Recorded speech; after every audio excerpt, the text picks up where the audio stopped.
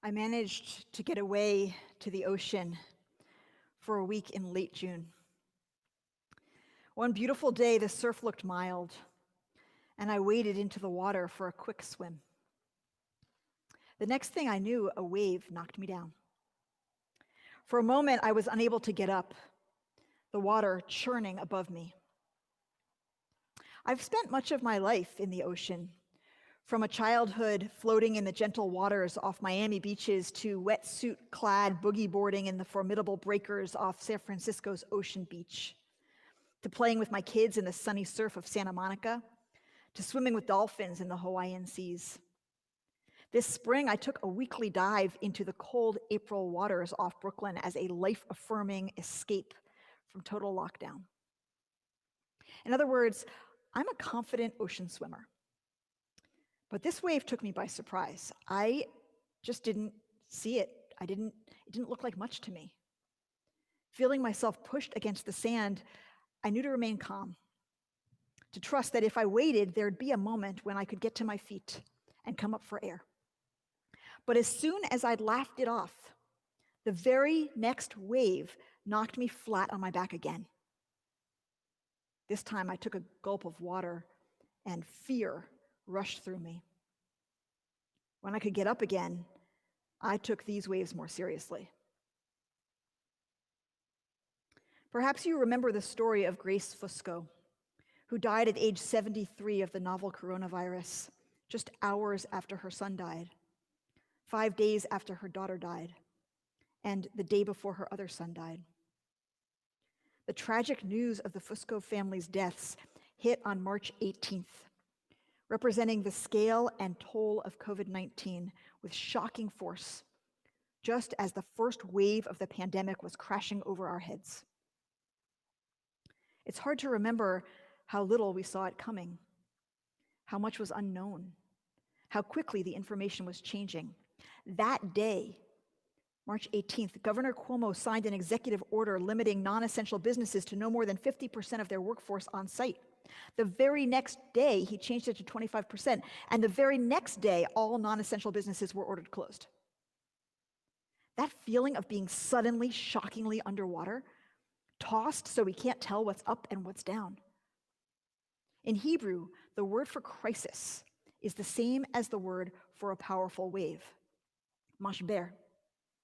In English, breakers are big ocean waves, and like in English, the word mashber comes from the root that means to break, brokenness, destruction, shattering, ruin. The pandemic curve looks like a wave, and we call it one. Tomorrow afternoon, we'll hear the prophet Jonah crying to God from the belly of the fish, "You cast me into the depths, into the heart of the sea. All your breakers, your waves swept over me. The deep engulfed me." There's a Hasidic story called the Ocean of Tears. I'm going to be telling it during Yizkor tomorrow. But this year, we have an ocean of unwept tears. What happens when more than 200,000 people die in a country that refuses to take the crisis seriously, that refuses to officially honor the dead, to say their names, to see their faces, to tell their stories? What happens when there is no public mourning, no shared narrative, no acknowledgement of what this crisis is doing to us? Black and brown people and elders disproportionately hospitalized and dying, people hungry on food lines. Weddings canceled, b'nai mitzvah and graduations done without family, children kept from their friends, vacations and milestones missed, so much joy on hold. In Judaism, fasts are expressions of collective mourning. We fast in grief at the calamity that has overtaken us, weeping, tearing our garments, allowing tears to roll down our faces, sobs to come from our chests. We need to mourn. Collective mourning is the first step of teshuvah, of turning. Only when we let out our tears can we see what needs to change and how. Only after that release can we find the power, the energy to do what must be done. We need to cry. And it matters that we do it together, because suffering makes us feel apart. When the person you've shared your bed with for 50 years or 30 years or 20 years is suddenly gone. When you find out that you have a disease that might kill you. When you learn that your child is not okay. When you see that your marriage is over. When you cannot do your life's work. When your parent enters the long fog of dementia and can't recognize your face. When you realize you're caught up in abuse or addiction. When what seemed whole is suddenly broken. It isn't just the crash of the wave. It isn't just being knocked flat. It isn't just gasping for air. You are drawn out to sea, an impossible distance from the people on the shore. And it feels like no one can reach you where you are. You feel adrift, knocked about, utterly alone. Right away, it became evident that one of the most devastating things about this pandemic was that we would be unable to hold each other as the breaker crashed into our bodies. Because of the nature of the virus, families could not touch their sick and dying loved ones, no matter what they were dying of. Some of you could not hold the hands of your father or your mother or your husband or your brother while they were dying. Could not even enter the hospital or the nursing facility or the bedroom. Some could not even speak by phone. Some never even got a chance to say goodbye. Some could not go to the cemetery, could not bury your dead. Even when you were able to stand at graveside, you could not embrace each other. You could not hold hands. You could not wipe away tears. You could not collapse in each other's arms. This is the unique cruelty of the COVID pandemic. Not even AIDS had been cruel in quite this way. The breaking of human connection is its own crisis. It is a crisis for those facing illness, death, and mourning. And it is a crisis for every human broken away from family and friends. Loneliness was already an epidemic in America. 1 in 3 people were affected by loneliness before the pandemic, 1 in 12 seriously. As we've all learned these past 6 months, seeing people through a screen is just not the same as seeing them in person. However, seeing people through a screen is much better than not seeing them at all. It's a complicated question whether the internet and social media makes this better or worse. Each medium, from Facebook to TikTok to texting to FaceTime to Twitter, has the potential to either cheapen human interaction or restore us to each other in the most profound ways. It all depends on how we use it. Like any technology, the printing press, the telegraph, telephone, podcast. In all of it, we're trying to translate what's happening in here, inside me, with what's happening in there, inside you. We're trying to move from me to we. The issue is that we have to remember and actually visualize that there is a full 3-dimensional human on the other side. We reach for each other across space and time, trying to say, I see you. Can you hear me? We're all only waves. Brain waves, heart waves we call pulse, waves of breath, electrical waves along neural pathways that lead to kinetic waves. In fact, we know that every cell, every atom, every particle is also just waves. What is song? What is language? But translations of brain waves, heart waves, thoughts, and feelings into sound waves. Radio, television, video, all waves, trying to connect one inner world to another inner world. Writing is translation of feeling and thought into symbols that are transmitted through light waves into thought and feeling in another human. What a leap of faith that I could know you, that I could see you, that we could understand each other, that we could traverse the social distance, the ocean between us. If we can do that through literature, surely we can do it through YouTube or Instagram or Zoom and whatever comes next. We just have to use these media to go deep instead of shallow. When I read a novel, when I write a sermon, when I look into this camera, I have to believe that there are real, fleshy, warm, breathing, crinkly-eyed humans on the other side, that we can understand each other, that what's in here can translate to what's in there. The question of loneliness is whether my inner world is too remote, too different, too distant from your inner world, or whether together there can be a syncing up, not just one-to-one, but a collective understanding and belonging. Isn't that what singing together is? That feeling? We can't sing together on Zoom, or at least without breaking our ears a little bit. But I want to try something with you tonight. Our friends at Union Temple taught me this. When I inhale, I'll open my hand. And when I exhale, I'll close my hand. See if you can sync up with me and with each other, if we can become attuned in our breathing across all the distance between us.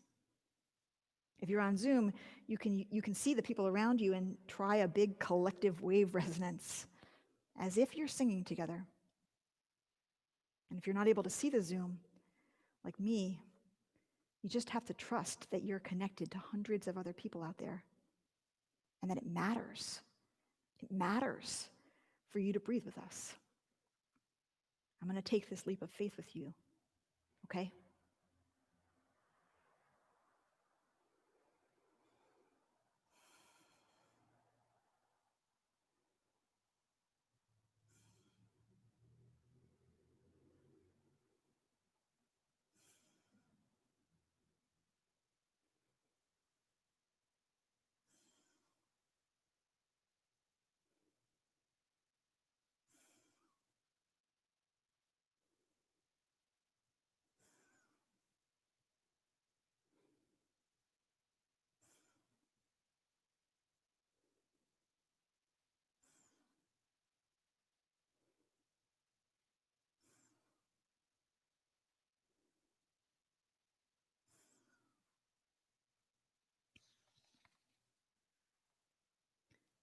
Sometimes the wave of feeling that move through our bodies are pleasant, like love or gratitude or connectedness.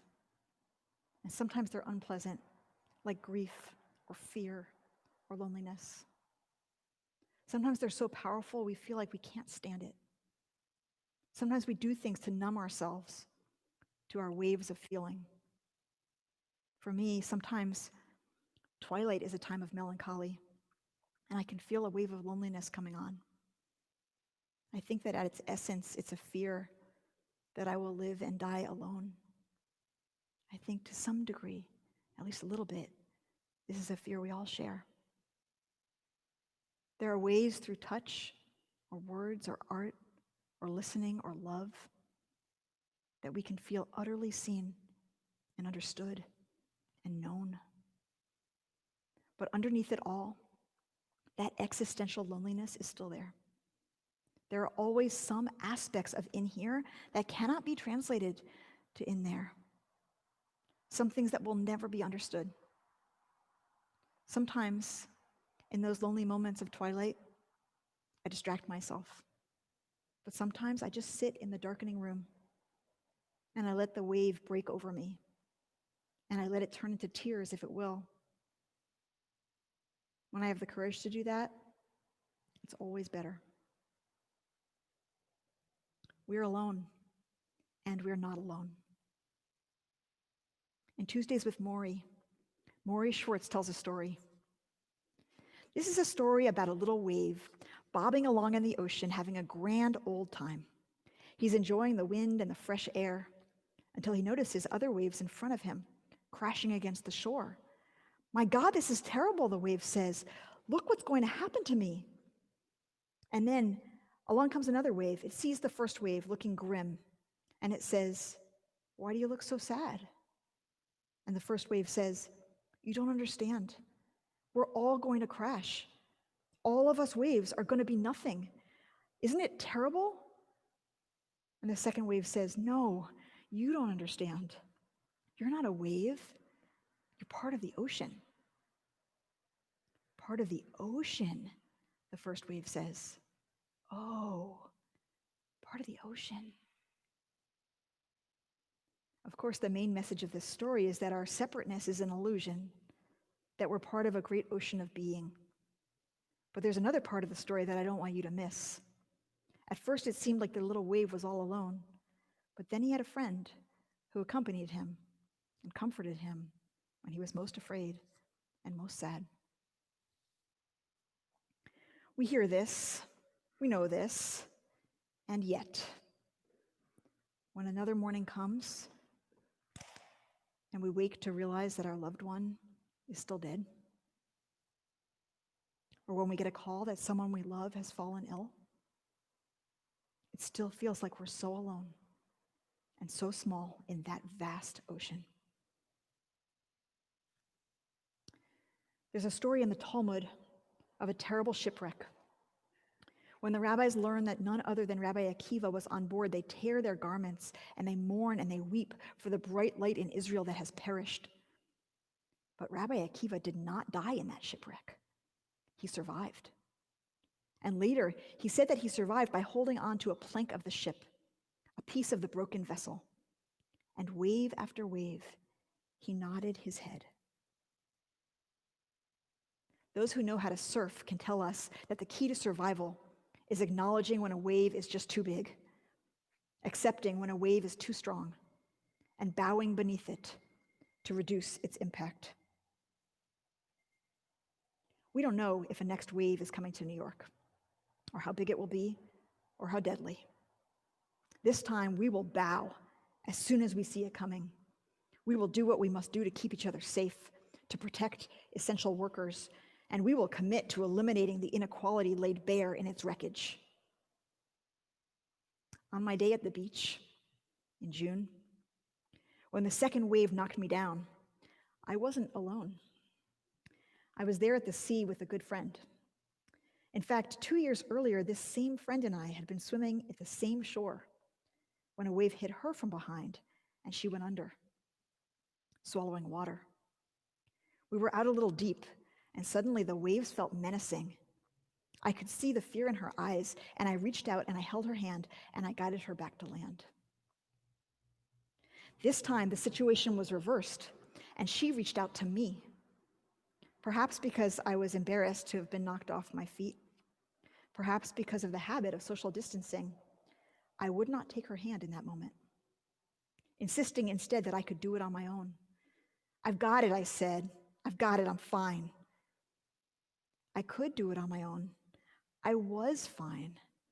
We're all kind of fine. But we don't have to do it on our own. And what is lost when that outstretched hand is left unheld? The Hebrew word mashber, crisis and wave, breaker, break, destruction, ruin, has another set of meanings. Birthing stool, or the opening of the womb. After all, every one of our births was preceded by the breaking of waters. And the Israelite nation was born through the waves of a sea broken open. We ask ourselves, through all of this crisis, wave by wave, what is being born? Many social scientists have demonstrated that crises, storms, earthquakes, bombings, blackouts, epidemics, show humanity who we really are. We usually tell ourselves that people are selfish, that no one will look out for each other, that I have to hoard what's mine because no one will take care of me or help me survive. We can see those impulses at play in COVID-19, but much more, we see crises like this one bring out empathy and courage and altruism among human beings. A great collective spirit rises up among us from the 7 p.m. cheer to the mutual aid societies. And feeling that camaraderie, recognizing our mutual dependence, we become starkly aware of injustice, the unfair exposure to risk for some of us. We feel our sisterhood and our brotherhood. We feel our shared destiny. Our sense of separateness wears thin, becomes transparent, revealing that we are all in this sea together. Rebecca Solnit writes that this feeling of belonging to each other, of responsibility for each other, creates a startling, sharp joy. It creates a window into social possibility. Disasters like COVID-19 are tragic, period. And we see within them that the citizens that any thriving society requires, the people who are brave enough and resourceful enough and generous enough, are already right here.